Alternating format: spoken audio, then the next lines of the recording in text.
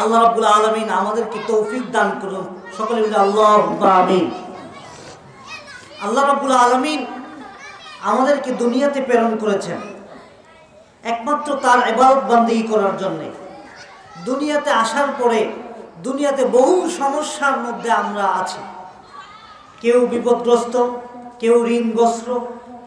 এমন কোনো পৃথিবীর মানুষ পাবেন না যে সমস্যার সম্মুখীন হয় নাই।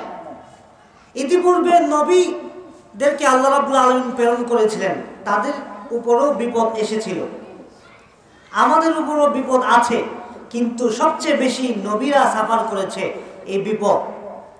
আমাদের উপর যে বিপদ এসেছে এটা পরীক্ষার জন্য যদি আমরা নেই, যে আমরা আমাদের উপরে আল্লাহ রাব্বুল আলামিন যে বিপদ প্রেরণ করেছেন এটা যদি আমরা বিশ্বাস করি এটা আল্লাহ রাব্বুল আলামিনের পক্ষ থেকে এসেছে, আর তিনি এই বিপদ থেকে বাঁচার একমাত্র উপায়, আর পৃথিবীতে আর কেউ এই বিপদ থেকে রক্ষা করতে পারবে না।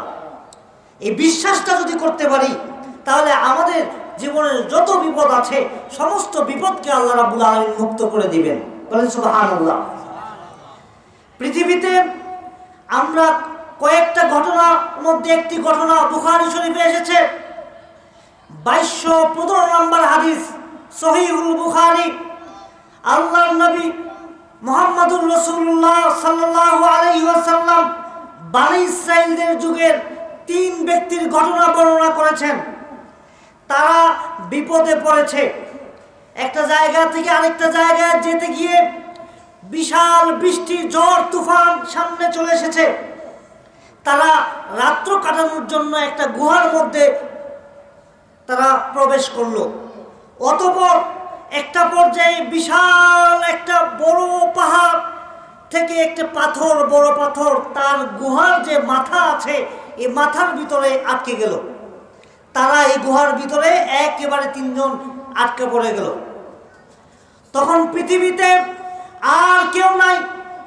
3 জন পরামর্শ করতে লাগলো যে আজকে এখান থেকে বাঁচাতে পারে আমার কোনো পীর বাবা, আমার কোনো বাবা, আমার কোনো চাচা, আমার কোনো আত্মীয় স্বজন এখান থেকে বাঁচাতে পারে না।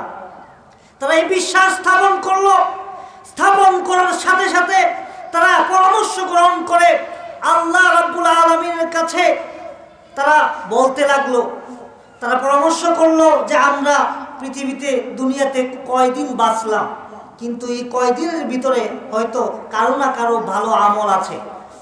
তোমরা এক কাজ করো যে প্রত্যেকের কি কি ভালো আমল আছে এটা রবের সামনে তোমরা বলো, আর কেউ শুনবে না। গুহার মধ্যে এমন একটা অন্ধকার জগৎ, আমরা বিপদে পড়ে গেছি। তখন 3 জনের মধ্যে একজন দুহাত তুলে আল্লাহর কাছে বলতে লাগলো, গো আল্লাহ, বুখারীর হাদিস, বানোয়াট কোনো কিচ্ছা কাহিনী বলছি না, মনোযোগ দিয়ে শুনুন। আল্লাহর কাছে বলছে, ওগো আল্লাহ, আমি দুনিয়াতে আমার প্রিয় আর কেউ নাই আমার পিতামাতা ছাড়া। আমি যখন বাইরে বেরোই, বের হওয়ার পরে সেখানে রোজগার করি, বাড়িতে যখন আসি, বাড়িতে আসি, আমি আসার পরে আমার কিছু খাবার নিয়ে আসি। খাবার, আমার ঘরে কোনো খাবার নাই। আমার ছোট বাচ্চারা, আমার ছোট ছোট মেয়ে, ছোট ছেলে, আমার স্ত্রী, তারা না খেয়ে আছে। আমি তাদেরকে খাবার দেই না। বাচ্চারা কান্নাকাটি করছে, তাদেরকে খাবার দেওয়ার জন্য আমি দেই না। আমি খুঁজতেছি আমার মা এবং আমার বাবা কোথায়, তারা কোথায় আছে। গিয়ে দেখি আমার বাবা এবং মা ক্ষুধার জ্বালায় তারা ঘুমিয়ে পড়েছেন।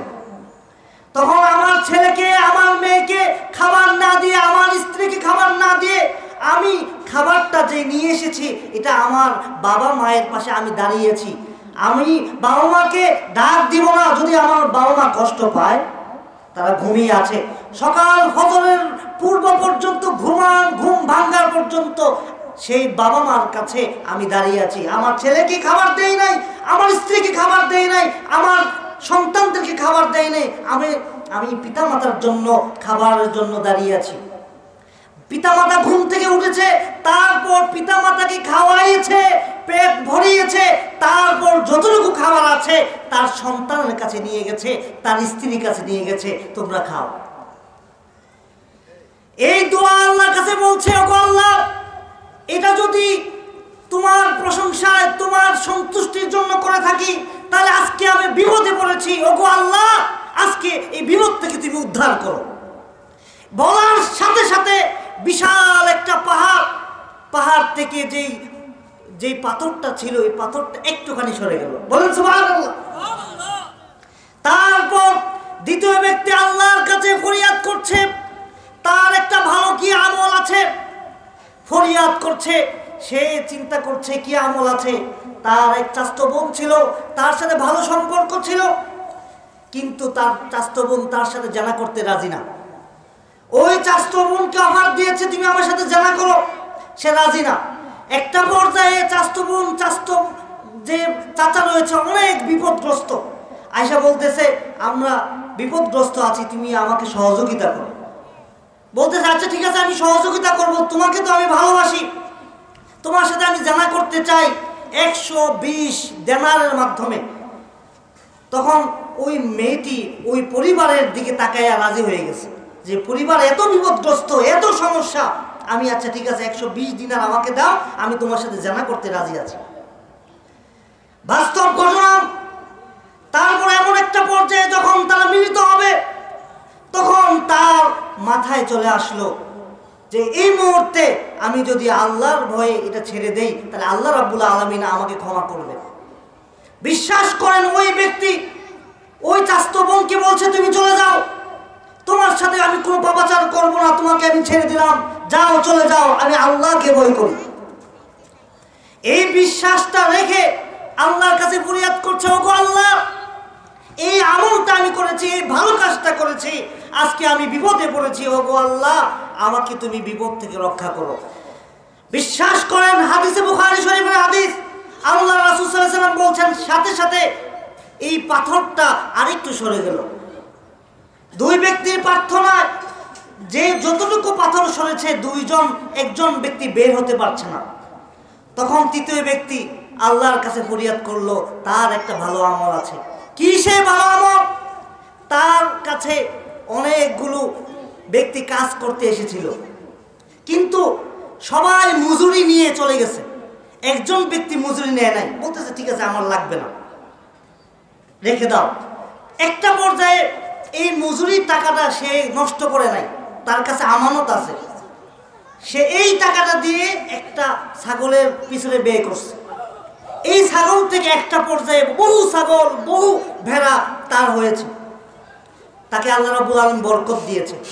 তখন ওই ব্যক্তি আল্লাহর কাছে ফরিয়াদ করছে যে ব্যক্তিটা মজুরির টাকা নেয় নাই, একটা সময় তার কাছে আসছে, আয়সা বলতেছে আমার মজুরিটা দিয়ে দাও। তখন ব্যক্তি বলতেছে ঠিক আছে, ওই যে ছাগলের পাল দেখতেছো এই পাশে, এটা তোমার, তুমি নিয়ে যাও। তখন ওই ব্যক্তি বলতেছে আমি তো একদিনের মজুরি তোমার কাছে পাই, আমি তো হাজার হাজার ছাগল, লক্ষ লক্ষ ছাগল, অনেকগুলো ছাগল আমি তোমার কাছে পাই না, ছাগলের পাল আমি তোমার কাছে পাই না। বলতেছে তুমি যে মজুরিটা রেখে গেছিলা, এটা আমি আমানত হিসাবে রেখে এটা দিয়ে ব্যবসা বাণিজ্য করেছি, এতগুলো ছাগল হয়েছে, তুমি নিয়ে নাও। ওই ব্যক্তি ফরিয়াদ করে বলছে ওগো আল্লাহ তোমার সন্তুষ্টির জন্য আমি ওই ব্যক্তিকে সমস্ত ছাগলের পাল যা থেকে লাভবান হয়েছে আমি এটা দিয়ে দিয়েছি, ওগো আল্লাহ আজকে তুমি আমার বিপদকে রক্ষা করো। আল্লাহ রাব্বুল আলামিন ডাক সাথে সাথে শুনে সেই পাথরের সম্পূর্ণ পাথর সরিয়ে দিয়েছেন। বলেন সুবহানাল্লাহ। তাহলে এই হাদিস থেকে আমরা বুঝতে পারলাম যে বিপদে পড়লে কোনো পীর, কোনো মাজার, কোনো কুতুব, কোনো আউলিয়া, কোনো দুনিয়ার কোনো সুতা, কোনো তাবিজ আমাকে বাঁচাতে পারে না, একমাত্র আল্লাহ রাব্বুল আলামিন আমাকে রক্ষা করতে পারে। বলেন ঠিক কিনা? আল্লাহ রাব্বুল আলামিনের কাছে চাইবো, মরে যাব, তারপর দুনিয়ার কোন মানুষের কাছে মাথা নত করবো না।